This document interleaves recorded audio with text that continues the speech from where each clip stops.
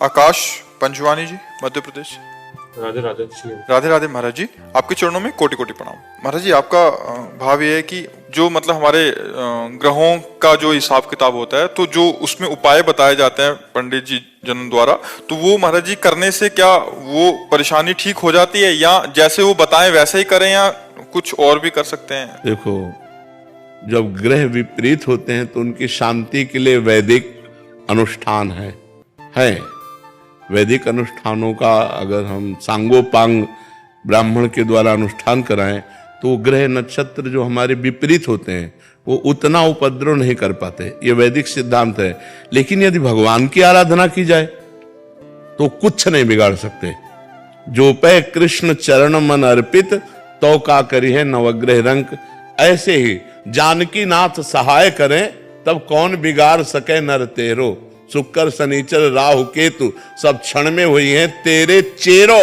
जानकी नाथ सहाय करे तो कौन सीम की चाप सके को तासु। बड़ रखवार रमापति जासु। यदि भगवान तुम्हारे अनुकूल हैं और शनिचर 7.5 है तो कुछ नहीं बिगड़ने वाला, मंगल ही मंगल होगा। अगर भगवान का भजन नहीं करते, मनमानी गंदे आचरण करते हो, तो थोड़ा अनुष्ठान कराने से थोड़ा तो शांत होगा, लेकिन वो फिर वो अपनी कला में तुम्हें फंसाकर नष्ट करेगा।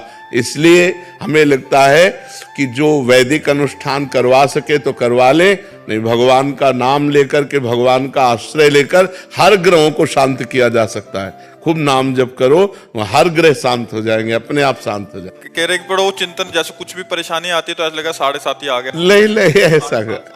अच्छा ये बताओ, जिसके ग्रह नक्षत्र विपरीत नहीं होते उसको समस्या नहीं मिलती क्या?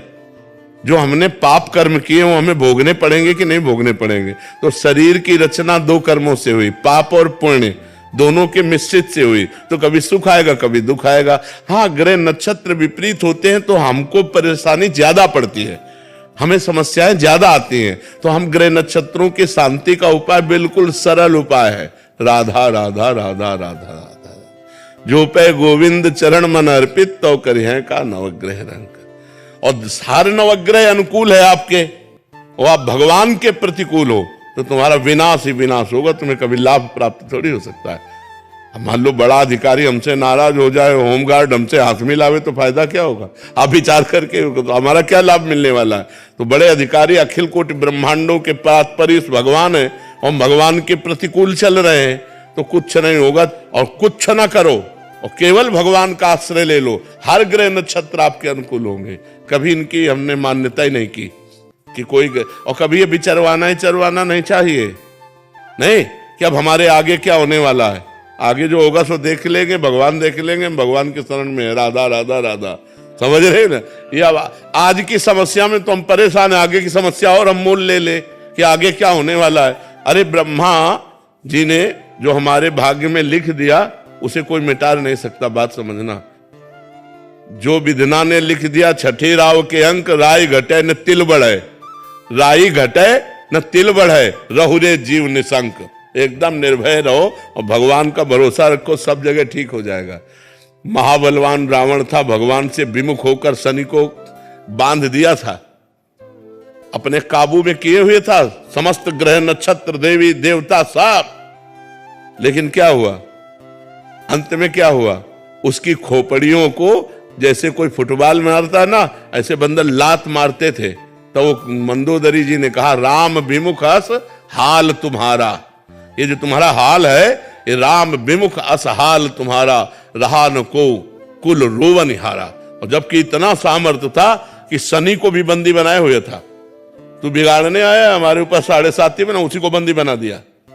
अब आप विचार करो, इतना बलवान रावण, आखिरकार पूरी लंका का विनाश हुआ और रावण का नाश हुआ। क्यों? राम विमुख अस हाल तुम्हारा। शंकर सास विष्णु अज को ही, राख न सके राम कर द्रोही। अगर भगवान से विमुख हो गया तो विश्व में कोई रखने वाला नहीं। इसलिए हमें लगता है भगवान का आश्रय लेकर हमें नाम जप करना चाहिए। और अगर हमारे पास धन हो, व्यवस्था हो, तो पंडितों को बुलाकर विद्वान जनों से गृह शांति भी करवा लेना चाहिए, कोई परेशानी नहीं है। लेकिन ये पक्की बात है, अगर आप गृह शांति ना भी कराएं और भगवान का नाम जप करें तो आपका अमंगल नहीं हो सकता, मंगल ही होगा। क्योंकि आज तक भगवान के भजन करने वाले का अमंगल नहीं हुआ, जो भगवान का भजन करते हैं। महाराज जी आगे शांति मिले इसलिए विचार कराते हैं, बट और अशांत हो जाते हैं। अभी जैसे 7:30 तक इनको यही लगता रहेगा कि आज से तुम छोड़ दो कि तुम्हारा 7:30 ही लगा है। विश्वास भी जो चीज होती है, नाम जप करो, खत्म, कोई 7:30 नहीं। ये सब हमारे विश्व ब्रह्मांड के पदाधिकारी हैं, ये सब अधिकारी हैं। जैसे शनि है, राहु है, ग्रह हैं, गुरु हैं, बृहस्पति हैं, मंगल है, ये सब हमारे सिस्टम के अधिकारी है। और समस्त सिस्टम का मालिक कौन है? भगवान। और भगवान की शरण में तो सिस्टम हमारे अनुकूल होगा कि प्रतिकूल? सब सिस्टम अनुकूल होगा, सब अनुकूल हो जाएगा। मंगल भवन अमंगल हारी। तो इसलिए आप लोग समझिए इस बात को। एक आदमी घोड़े की नाल की अंगूठी पहने था, लोहे की। हाँ, हमने कहा, तो उसने कहा ये छल्ला इसलिए धारण किए कि हमारे ऊपर शनि का है प्रकोप है, तो प्रकोप नहीं होगा। अरे उस घोड़े से पूछो जिसकी तुम नाल पहले हो कि कितना वजन लाद के उसको दौड़ाया जाता है। अरे उसकी किस्मत तो खराब है, तुम्हारी किस्मत उसकी नाल पहनने से बन जाएगी। पूरी नाल ठोकी हुई है और उसकी किस्मत नहीं बदल रही है, तो तुम्हारी अरे राम राम जपो, राधा राधा जपो, कृष्ण कृष्ण जपो, तुम्हारा मंगल होगा। भाव कुभाव अनख आलस हो, नाम जपत मंगल दिस दसो। इस बात पर विश्वास करो। तो आप भैया निश्चिंत रहो, खूब नाम जप करो। और होई है सोई जो राम रचि राखा, को कर तर्क बढ़ावे। ये कुछ नहीं बिगाड़ सकते। श्रीकांत जी काशी। राधे राधे महाराज जी। महाराज जी मन अशांत क्यों रहता है? भगवान का चिंतन नहीं हो रहा, इसलिए। मन सच्चिदानंद भगवान का अंश है। इंद्रियाणाम मनश्चास्मि, इंद्रियों में मैं मन हूं। अगर मन को हम भगवान के चिंतन में नहीं लगाएंगे तो असंतुष्ट रहेगा, चाहे जितना सुख दे लो। तब लग कुशल न जीव को, सपने हूं मन विश्राम, जब लग भजत न राम को, शोक धाम तज काम। मन को विश्राम शांति तभी मिलेगी जब हम खूब नाम जप करेंगे। तो नाम जप करो आप, फिर देखो आपके मन को आनंद आता है कि नहीं आता। हर कष्ट में आनंद आएगा, हर परिस्थिति में आनंद आएगा। जैसे हम आपसे हंस करके बात कर रहे हैं आपसे, लेकिन हमारी शरीर की परिस्थिति बहुत डाउन है। दोनों किडनी फेल हैं, डायलिसिस होता है, परेशानियां हैं, लेकिन हम कोई परेशान नहीं। परेशान हो तो आपसे परेशान की तरह बात कर ले, हम तो आनंद से बोल रहे हैं। तो मन प्रसन्न है हमारा, शरीर हमारा रोग ग्रसित है, लेकिन राधा जी भगवान है ना। हाँ बस भगवान, हाँ भगवान की कृपा का आश्रय लो और नाम जप करो, देखो मन शांत हो जाएगा। खूब राधा राधा राधा राधा और आनंदित। अनुष्का जी विदिशा से। श्री हरिवंश महाराज जी। महाराज जी व्यवहार में सभी जन अलग अलग हैं, मन भ्रमित होता है, सब में भगवान के दर्शन कैसे करें महाराज जी? अब फिर हमको वही बार बार उदाहरण देना पड़ता है। व्यवहार से हम भगवान का लोप नहीं कर सकते। जैसे एक ही बिजली है, हमारा जीवन है। बिजली पानी उत्पन्न करती है, प्रकाश देती है, एसी चलाती है। बिजली देखो कितना हमें काम करती है, और बिजली मार देती है, छू जाए तो मार देती है ना। बिजली ठंडा है, बिजली गर्म है। तो ऐसे ही परमात्मा पावर है, खोपड़ी अलग अलग है। अब वो जो पापमयी वृत्ति है तो उसमें पावर गया तो राक्षसी बल बढ़ गया। अब वो अपनी राक्षसी पना कर रहा है तो पावर को देखता है। जो पावर को देखता है वो हीटर में भी एक पावर है, हाइलोजन में भी वही पावर है, एसी में भी वही पावर है, फ्रिज में भी वही पावर है। पावर एक है, लेकिन करण अलग अलग होने के कारण उसकी क्रिया अलग अलग है। ऐसे ही बुद्धि का प्रकाश अलग अलग है। कोई दुष्ट बुद्धि वाला है, कोई साधु बुद्धि वाला है, कोई मध्यम बुद्धि वाला है, कोई प्रवीण बुद्धि वाला है, लेकिन पावर सब में परमात्मा एक ही है। परमात्मा रूपी पावर एक ही है। जैसे बिजली का पावर एक ही है, लेकिन क्रियाएं अलग अलग हो रही हैं क्योंकि करण अलग अलग है। ऐसे खोपड़ी अलग अलग है, इसलिए परमात्मा पावर जाकर वैसे स्फुरित होता है। एक है बहुत अच्छा बोलता है, मृदु बोलता है, एक है जब बोले तो हृदय दुखी हो जाए, एक है जो आचरण करे सब गंदा करे, एक है बहुत अच्छा आचरण कर रहा है, लेकिन दोनों में पावर एक ही है। अच्छा आचरण करने वाले और बुरे आचरण करने वाले में पावर एक ही है, वही पावर परमात्मा है।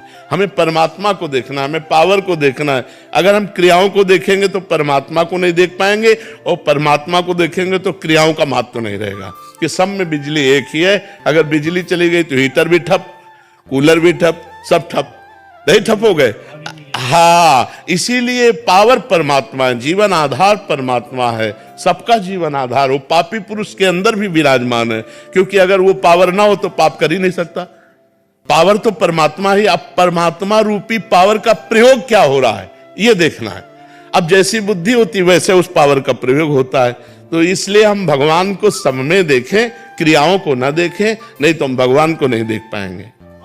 गौरव पांडे जी, लखनऊ। राधा वल्लभ श्री हरिवंश महाराज। श्री हरिवंश महाराज जी, महाराज जी आपसे सत्संग में सुना कि हमको सिर्फ नाम जप करना है और इसके सिवा हम कुछ कर भी नहीं सकते। अगर कुछ कर सकते हैं तो सिर्फ अपना बुरा कर सकते हैं। अगर छूट हो जाए तो हम कहाँ गिरें, हमारा चिंतन कहाँ, हमारे हृदय की मांग क्या है, हमारी दृष्टि कहाँ, अगर हम रुके हैं तो कृपा की बाढ़ हमें रोक रखिए। महाराज जी आपकी कृपा से सब अच्छा चल रहा है, पर कभी कभी मन जो पुराने व्यसन छूट चुके हैं, सांसारिक प्रतिकूलता आने पर बहुत जोर से उधर ले जाता है मन, जिससे परेशान हो जाता हूँ। और इस मन इसी से तो बचना है।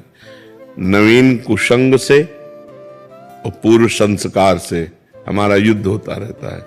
जैसे नवीन कोई हमने दृश्य देखा, कोई बात सुनी, कोई भोग सानिध्य हुआ तो भोगने की इच्छा हुई, नवीन कामना, भोगे हुए भोगों की तृष्णा, यही से तो युद्ध होना है।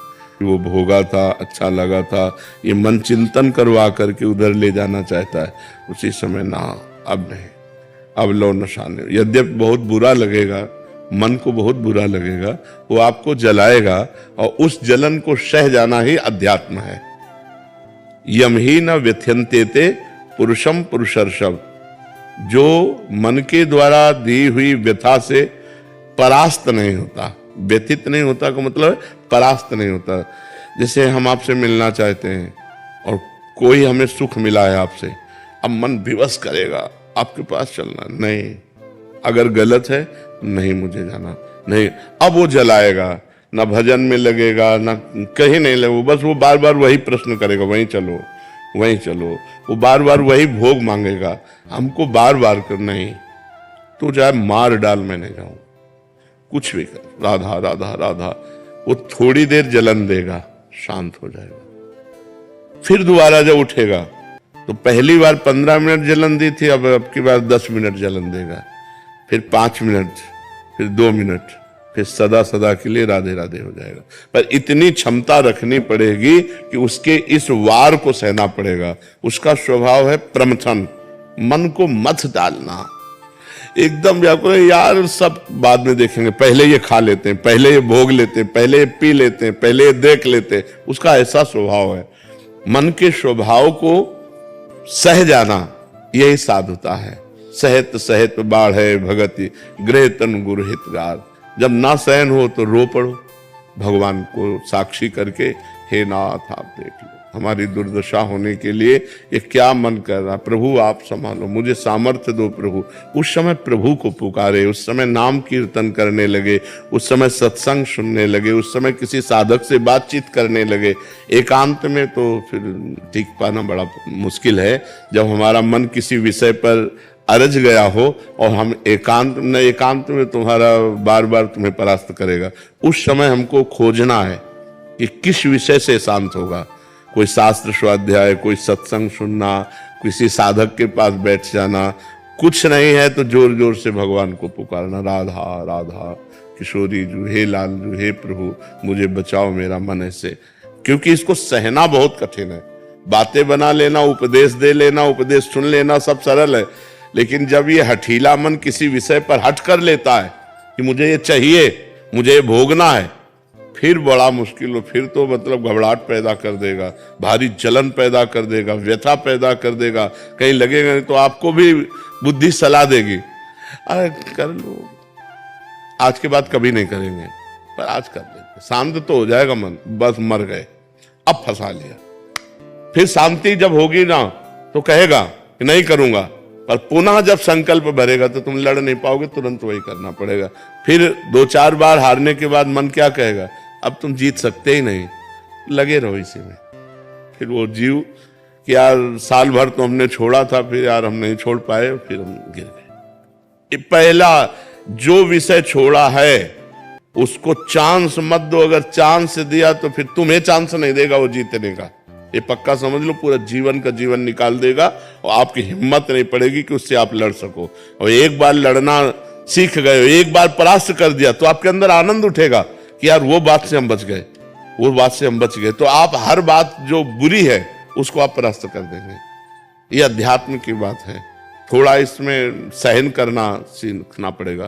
तितिक्षु भगवान आज्ञा करते हैं, मात्रा स्पर्शास्तु कौन्ते शीतोष्ण सुख दुखदा। ये जो है आगमा पाइनो अनित्यास्तास तितिक्षस्व भारत, ये आगमा पाइना आने जाने वाले हैं, इनको तास तितिक्षस्व भारत, इनको सह। मात्रा स्पर्शास्तु कौन्ते शीतोष्ण सुख दुखदा। ये जो गर्मी सर्दी अनुकूलता प्रतिकूलता लाभ हानि, ये नाना प्रकार की ये आने जाने वाली हैं। काम क्रोध लोभ, ये वृत्तियां आने जाने वाली, टिकने वाली नहीं। इसलिए हे अर्जुन तुम इनको सहन करो, ये भोगने से नहीं शांत होंगी। और हमारी इंद्रियां चंचल हैं और मन इंद्रियों के अधीन है और बुद्धि मन के अधीन है, तो वो भी सलाह देती भोग लो। और अगर बुद्धि भगवान में लगी हुई है तो वो कहेगी नहीं गलत है, हम नहीं करने देंगे। तो अगर बुद्धि ना कर दे तो मन कुछ नहीं कर सकता फिर। लेकिन मन इतना बलवान है कि वो बुद्धि को अपने अधीन करा के दस्तखत करवा लेता है और इंद्रियों के साथ भी मनमानी विचरण करता है। इसलिए खूब नाम जप करो, सत्संग सुनो और सहन करना सीखो। जो सहन कर गया वही आगे बढ़ गया, जो टूट गया वो बिखर गया है संसार में। अभी 6-7 दिन पहले ऐसे ही हुआ था कि मतलब जो व्यसन छूट चुके हैं पूरी तरीके से, तो कुछ ऐसी चीजें हुई, किसी से बातचीत कहा सुनी हो गई, तो मन बार बार उसी चीजों में ले जा रहा था। तो मतलब जैसे आप कहते हैं कि विचार आएगा, फिर संस्कार बनाएगा, फिर संकल्प होता है, तो वो हो ही गया था। फिर मुझे लगा अब मैं भ्रष्ट हो जाऊंगा तो भगवान से ये प्रभु अब नहीं हो पा रहा है, हम भ्रष्ट हो जाएंगे। उसी समय कुछ ऐसा प्रभु ने कृपा की कि हुआ, तो क्रिया नहीं हो पाई किसी तरीके से, तो बच गए। अब जैसे महाराज जी मन में आता है कि अब जैसे दीक्षा आप कृपा हो रही है, आपकी कृपा से ही सब हो रहा है, वरना हम तो किसी लायक नहीं थे, हम तो कहाँ पड़े थे तो हमको ही पता है। आपकी कृपा, प्रभु कृपा हुई, तो अब जो उपासना मिली है वो आपकी कृपा से कर पाते हैं, हो रही है। फिर मन में ये अब डर लगने लगा है कि जैसे दीक्षा ले ली, उसके बाद आगे चल के फिर ऐसा हुआ कहीं कुछ क्रिया। यही डर वो तुमको गिराएगा, यही डर गिराएगा। तुम्हें डरना नहीं, मैं मर जाऊं लेकिन पीऊंगा नहीं, मर जाऊं गहाऊंगा नहीं, मर जाऊं भोगूंगा नहीं। तू कर, तू कितना भी बार बार कर, मैं नहीं कभी करूंगा। कभी हट करके देखो तुम इतना डरपोक क्यों हो गए, इतना डर क्यों? डरोगे मार डालेगा। बिल्कुल बात पक्की समझो, दुश्मन से डरना नहीं है। अगर डर गए तो फिर तो मार डालेगा, फिर तो मार डालेगा। फिर आपको देखो ना, दीक्षा के लिए घबराहट पैदा कर दी ना, वो आपको सतमार्ग से रोकेगा। आपको कहना है मर चाहे जाऊं, अंदर ही तो है, वो अंदर ही सुन रहा है। आप संकल्प करो कि मैं मर चाहे जाऊं, कभी पीऊंगा नहीं, मरना बर्दाश्त करूंगा, पीना नहीं, गलत आचरण नहीं करूंगा, बिल्कुल नहीं करूंगा।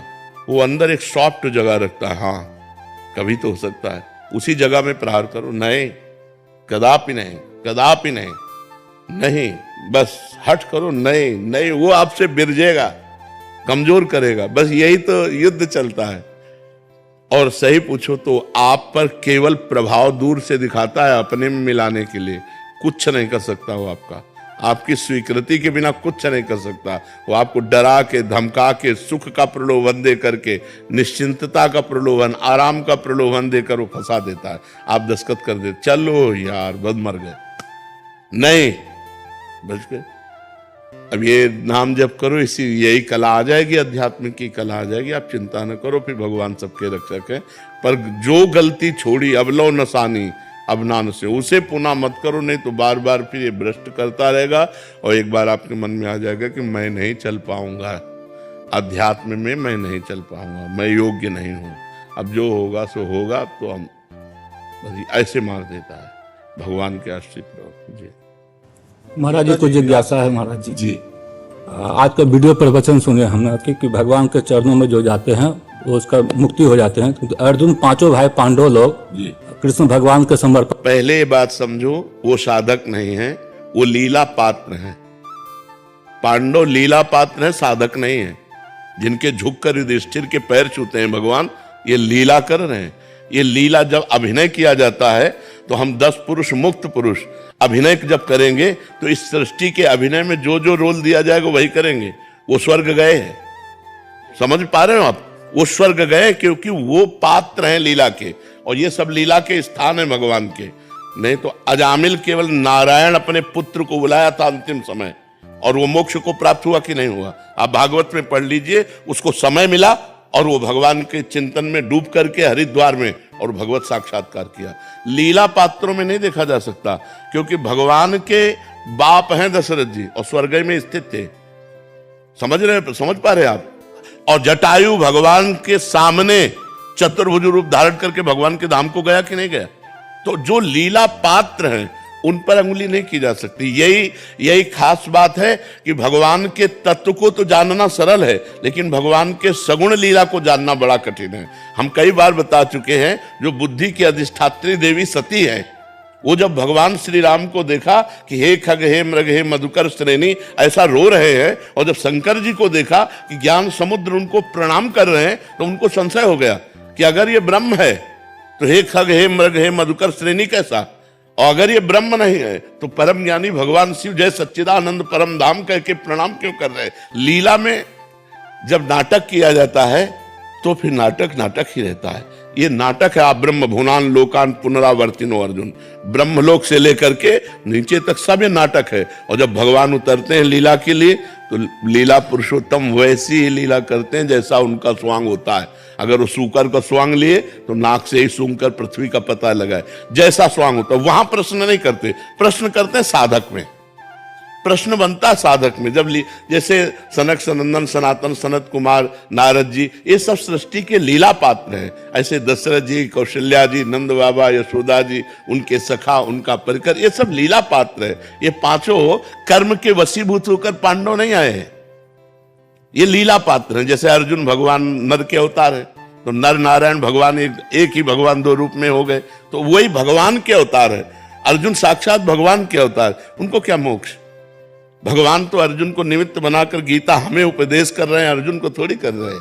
तो बात ये समझनी, लीला पात्रों में हम ये नहीं देख सकते कि ये मोक्ष को प्राप्त होते। जैसे लीला पात्रों में बड़ा संशय हो जाएगा।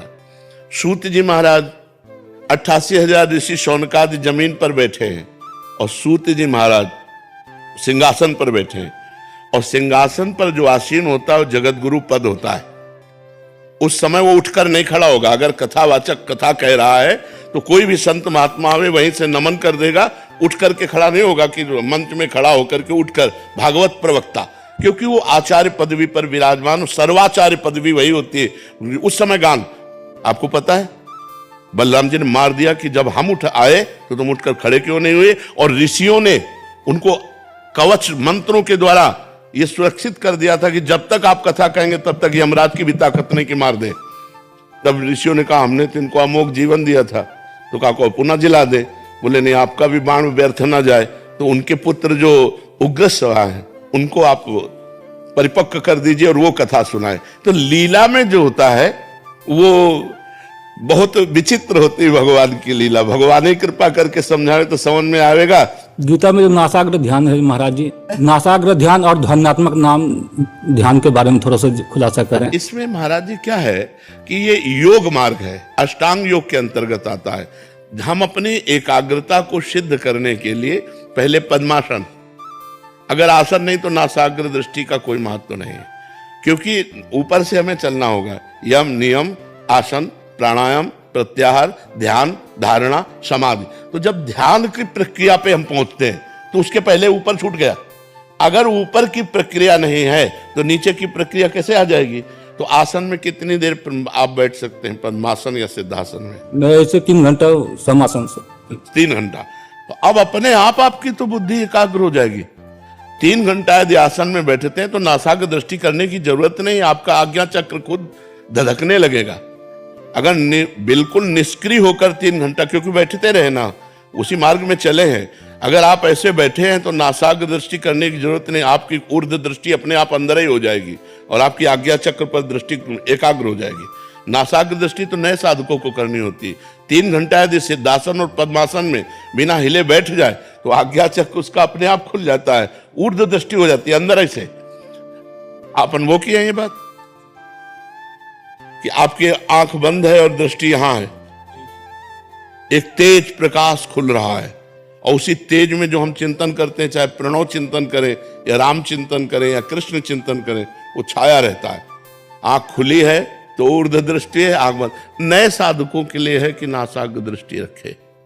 वो तो चलते फिरते उठते बैठते उसकी ऊर्ध्व दृष्टि ही रहती, उन्मनी अवस्था रहती। 3 घंटे तो बहुत बढ़िया अभ्यास है। ध्वन्यात्मक नाद कब पर आप पीते हैं? ध्वन्यात्मक नाद पहले महाराज जी शुरुआत में उपांशु से चले। वाणी 4 प्रकार की होती है, परा, पश्यंती, मध्यमा, वैखरी। अगर हम मंत्र को वैखरी के द्वारा बहुत दिन अभ्यास किया तो उपांश में आई, और जब उपांश में आई फिर इसके बाद वो पहुंचती है पश्यंती, जो मध्यमा क्रॉस करके पश्यंती में।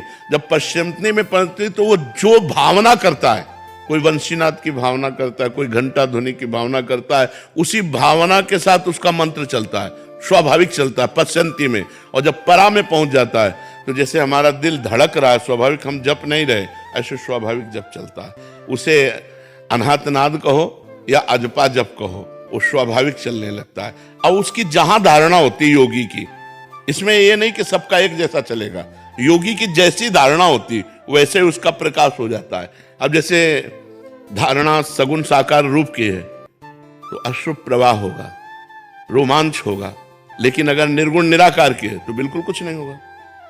वो शांत भाव में बैठा हुआ अपने स्वरूप की स्थिति तक जाएगा। और सबका सार यह है अचिंत्य स्थिति। अगर आप ज्ञान मार्ग के पथिक हैं तो चिंतन जो होता है वो पर का होता है, स्व का नहीं होता। करणों से स्व का चिंतन नहीं हो सकता, अचिंत्य है स्वरूप अपना।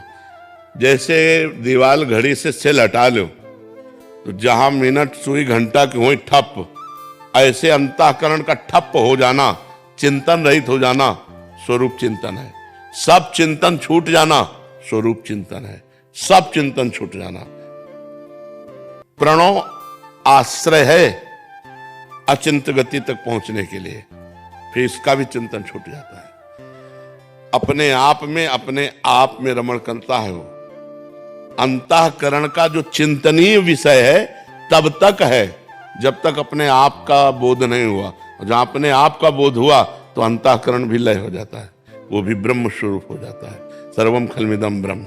जब तक ब्रह्म बोध नहीं होता तब तक ये साधन है, और ब्रह्म बोध कर फिर इन साधनों का कोई अस्तित्व नहीं रहता, क्योंकि जीव कभी बंधन को प्राप्त ही नहीं हुआ। मैं महाराज जी गांव में 26 साल से रह रहा हूँ, 98 से जी। उस गांव में कुछ चंडी माता का मंदिर है, वहाँ के लोग जो पुराना है ना, बलि बहुत देते हैं। इतने समझाए बलि बंद करो तो नहीं करते हैं। हम ये कहना चाहते हैं कि जगत जननी जगदम्बा, अगर जगत जननी शब्द हट जाए फिर आप कुछ करो तो हम बात तुम्हारी समझे, लेकिन उनको जगत जननी कहा गया है। और जगत के अंदर पशु पक्षी भी हैं, वो सबकी माँ है। क्या माँ अपने बेटे की बलि से प्रसन्न होगी? या आज तक जिन्होंने बलि दिया है क्या वो पूर्ण रूप से सुखी, शांति, लोक परलोक में आनंद प्राप्त? नहीं। अगर आपने किसी भी देवी देवता का निमित्त बनाकर पशु की हत्या की है तो उस हत्या का अपराध आपको भोगना पड़ेगा। कोई देवी देवता हत्या से प्रसन्न नहीं होते। देवी देवता प्रसन्न होते हैं कि हम फलों की बलि दें, हम उपवास करें, उनके लिए तप सहे, उनके लिए कष्ट सहे।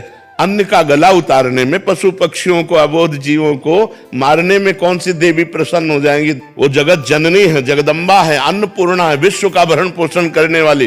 वो ये मूर्ख लोग हैं जो ऐसा समझते हैं कि देवी खून पीती। देवी खून पीती उनका जो जगत में हाहाकार मचा करके सीधे सरल लोगों की हत्या करते हैं, उनका खून पीती है। जैसे महिषासुर, शुंभ निशुंभ काट करके इनको चला दिया। वो माँ विकराल अपने ही पुत्र को इसलिए मार रही कि तू लाखों के नाश करता है, इसलिए तेरा नाश करूंगी। तो यद्यपि माँ जगत जननी ये छोटे छोटे बकरे, पशुओं की हत्या से माँ प्रसन्न होने वाली नहीं। ये दुष्ट लोग हैं, ये मूर्ख लोग हैं जो इस बात को नहीं समझते हैं। अपनी दुष्टता को काबू में करो। किसी जीव की हत्या से कभी परमात्मा प्रसन्न नहीं होता। वो माँ रूप में परमात्मा हो, वो शिव रूप में परमात्मा हो, राम रूप में परमात्मा हो, वो किसी भी रूप में, वो एक ही परम तत्व परमात्मा है, दूसरा कोई नहीं। नहीं है। इसलिए अगर कोई कहता है कि बिना इसके उपासना सिद्ध नहीं होती, तो रामकृष्ण परमहंस जी ने कब बलि दी? जी नहीं दी महाराज। आप विचार करके दी, और साक्षात काली मां उनसे बात करती।